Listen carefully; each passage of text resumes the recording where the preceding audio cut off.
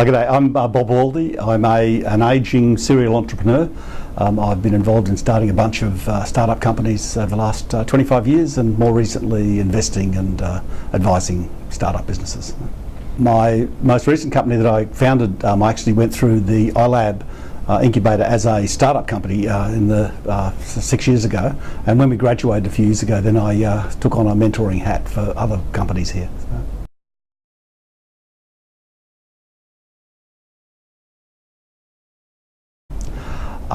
Two reasons. I think one is the same reason that people get involved with teaching young kids to play sport and planting trees. It's good nurturing, things growing, and it's just a good thing to do to share your experience.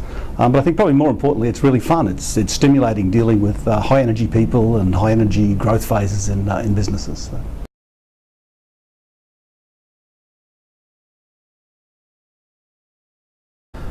I think there's a couple that come to the fore. One is, particularly if the company's got more than one founder, is making sure that they've got a long-term plan, not just short-term and medium-term. They've actually thought through the business right through to exit, so they know when they're successful. I think another one is that it's really during the startup phase of the business, you need to focus on survival, because odds are you're going to go bust.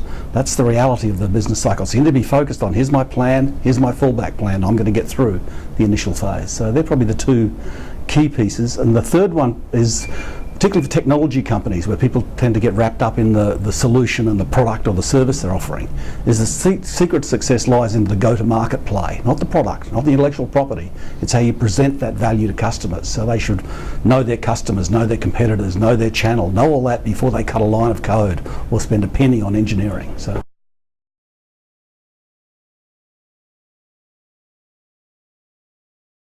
There's been a bunch of companies that have again created wealth and got good press, created employment, and it always feels good when you participate and contribute to actually improving human conditions. I just look at wealth creation as one of the best things you can do.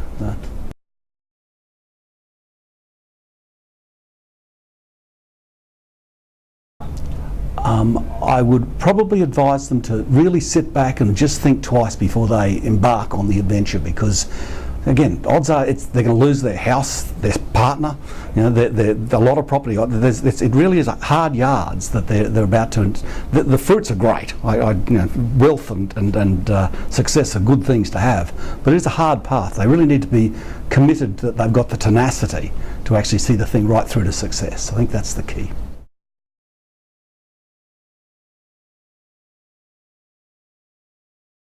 I think it's one of the key dimensions of the whole ilab experience, where you get to actually run your startup business in an environment where there's lots of other startups and lots of other CEOs to be giving you advice and sharing experiences with, and overlaid on that then there's this rich tapestry of outside advisors that come from a whole spectrum of experience set, some with public companies, with the legal side of business success. So you've just got this fully sort of engaged, sort of embracing experience. I think the mentoring within the ilab context is actually is really rich, a lot richer than it is in other places where you bring it as a point of advice. It's this way, it's sort of part of the whole.